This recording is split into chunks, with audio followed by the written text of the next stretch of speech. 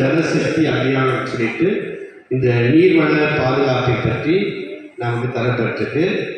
ஆகவே மழை பெய்யாததுக்கு முக்கிய காரணமாக இருக்குது. ஏன் வெயில் இப்படி கொடுத்தது? இப்பெல்லாம் மரங்கள் அழிக்கப்படுதுன்னா, காடுகள் அழிக்கப்படுவதால் புது புது ரோடுகள் போகிறதுக்காக என்ன செய்கிறாங்க, மண்ணெல்லாம் கொண்டு வந்து ரோடு போட்டு கடைசியாக அந்த இடமெல்லாம் பாலைவனமாக மாறுவதற்கு இந்த இது ஒரு காரணமாக இருக்கிறது. ஆகவே மாணவர்கள் இந்த நீர்வளம் ரொம்ப முக்கியம் அப்படிங்கிறத பார்த்துக்கிறோம். நீர்வள பாதுகாப்புக்கு நம்ம என்ன செய்யலாம், மாணவர்களாக இருக்கின்ற நாம் என்ன செய்யலாம் அப்படின்னா, தண்ணீரை சிக்கனமாக பயன்படுத்த தெரிஞ்சுக்கணும். இப்போ எப்படி தண்ணீர்லாம் நம்ம பயன்படுத்துகிறாங்க அப்படின்னா, நிறைய இடங்களில் தண்ணி கிடைக்காம, ஆப்பிரிக்கா கண்ட்ரிலாம் தண்ணி கிடைக்காம தண்ணி விலைக்கு வாங்குற அளவுக்கு ஆயிடுச்சு. பக்கத்து மாநிலமான கர்நாடகாவில் பார்த்தீங்கன்னா தண்ணி கிடைக்கிறாங்க, காசு கொடுத்தா கூட அவங்களுக்கு தண்ணி கிடைக்க மாட்டேங்குதுன்னு ரொம்ப சொல்கிறோம். நம்ம கர்நாடகாவிலேருந்து தான் நமக்கு காவிரி தண்ணி வருதுன்னு நம்ம நினச்சிட்டு இருக்கோம். பட் அந்த மக்களே இப்போ தண்ணீர் இல்லாமல், தண்ணீர் ஆதாரம் இல்லாமல் மிக கஷ்டமான ஒரு சூழ்நிலையில் இருப்பது நம்ம கவனிக்கப்பட வேண்டியது.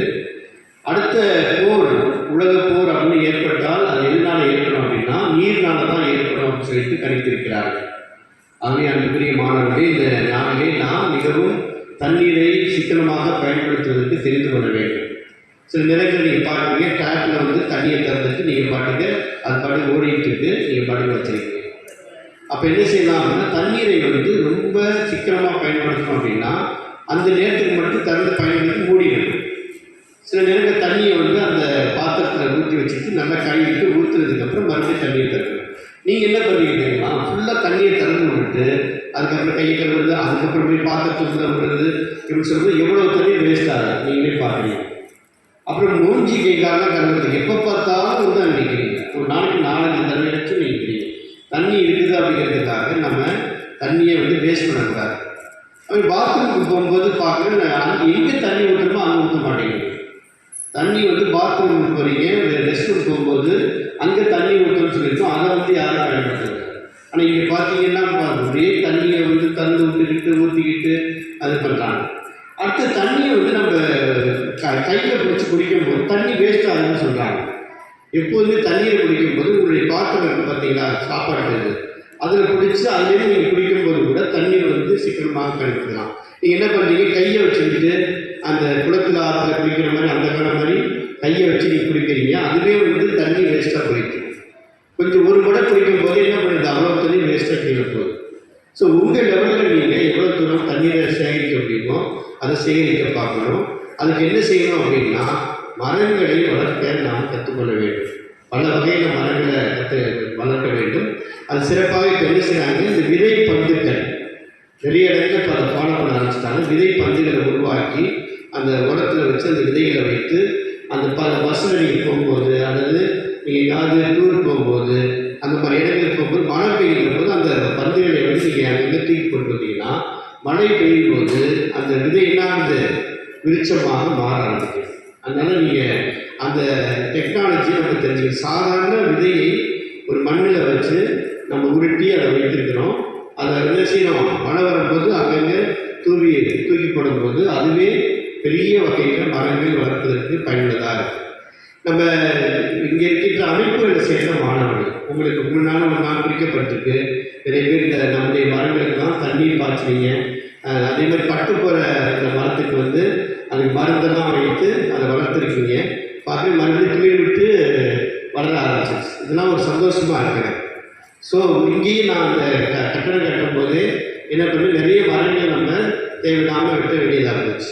ஸோ அதுக்கு பிராயசித்தமாக என்ன செய்யணும், வெளியில் நம்ம மரங்கள் இன்னும் கூடுதலாக அமைக்க வேண்டும் அப்படின்னு கேட்டுக்கொண்டு, அமைப்பு மாணவர்கள் ஜேஆர்சி, பசுமை படை போன்ற ஸ்கவுட் மாணவர்கள்லாம் என்ன செய்யணும், இதை லட்சியமாக எடுத்துக்கிட்டு மரங்களுக்கு தண்ணீர் ஊற்றுவது, பாதுகாப்பது போன்றதை சொல்லிக்கிறேன். இப்போ இன்னும் ஒரு புதுமையாக என்ன செய்கிறாங்க அப்படின்னா, மாடி வீட்டில் தோட்டங்கள் வளர்ப்பது, காய்கறி தோட்டங்கள். அவை இப்போ எல்லாமே பில்டிங் எல்லாமே பில்டிங் ஜங்கிள் ஆகிடுச்சுன்னு சொன்னாங்க. கட்டடம் காடுகளாக மாறிவிட்டது. காடுகளை போல கட்டடங்கள் தெரியுது அப்படின்னால உங்களுடைய வீட்டு மாடிகளில் தோட்டங்களை வளர்க்கணும். பசுமையான தோட்டங்களை வளர்ப்பதற்கு நிறைய வாய்ப்புகள் இருக்குது. தொட்டிகள்லாம் இப்போ நிறையா வந்திருக்கு. அதே போல் எப்படி அந்த டெக்னாலஜியை நிறைய வகையில் இப்போ பயன்படுத்த ஆரம்பிச்சு ஆரம்பிச்சிட்டாங்க. அவை வீட்டு தோட்டங்கள், மாடி தோட்டங்கள் இதெல்லாம் கொஞ்சம் நம்ம காய்கறியை போட்டு உற்பத்தி பண்ணுவதற்கு வாய்ப்புகள் நம்ம சொல்லி தந்திருக்காங்க. ஸோ இதெல்லாம் நம்ம இந்த நேர காலகட்டங்களில் செய்வதற்கு ஒரு வாய்ப்பாக அமைகிறது என்பதை கேட்டுக்கொண்டு, மாணவ செல்வங்கள் இந்த நீர்வள பாதுகாப்பை நாம் நம்முடைய வாழ்க்கையிலே ஒரு சவாலாக எடுத்துக்கொண்டு, என் வாழ்விலே என்னால் முடிந்தவரை தண்ணீரை நாம் சிக்கனமாக பயன்படுத்துவேன் என்ற உறுதிப்பாட்டை இந்த நாள் நாம் எடுத்துக்கொள்வோம். அதே போல் மற்றவருக்கும் அதை கற்பிப்போம். வீடுகளில் வந்து தேவையில்லாமல் என்ன செய்வாங்க, அம்மா தண்ணீர்லாம் தேவையில்லாமல் ஊற்றி விடுவாங்க. தண்ணி வேஸ்ட்டாக இருக்குன்னு சொல்லிட்டு என்ன செய்வாங்க, நிறைய தண்ணி பிடிச்சிட்டு வந்து வருவாங்க. நீ போயிட்டே இருக்கும்போது டேப்லாம் ஓடிட்டு இருக்கும், தண்ணி என்ன செய்யணும் பார்த்து போகலாமா?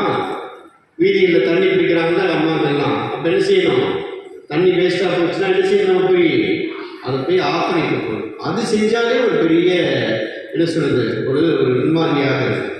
அவை விழிப்புணர்வாக தான் ஒரு பெரிய விழிப்புணர்வாக இருக்கும்.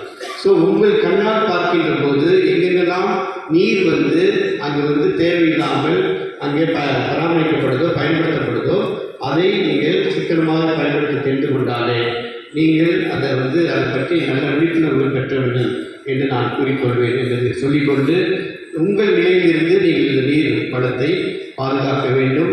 அதிக மரங்களை நட்டு நம்முடைய பூமியை மீண்டுமாக துளிர்விட வைக்க வேண்டும் என்று கேட்டுக்கொண்டு இந்த அரிய வாய்ப்புக்கு நன்றி கூறி விடைபெறுகிறேன். நன்றி, வணக்கம்.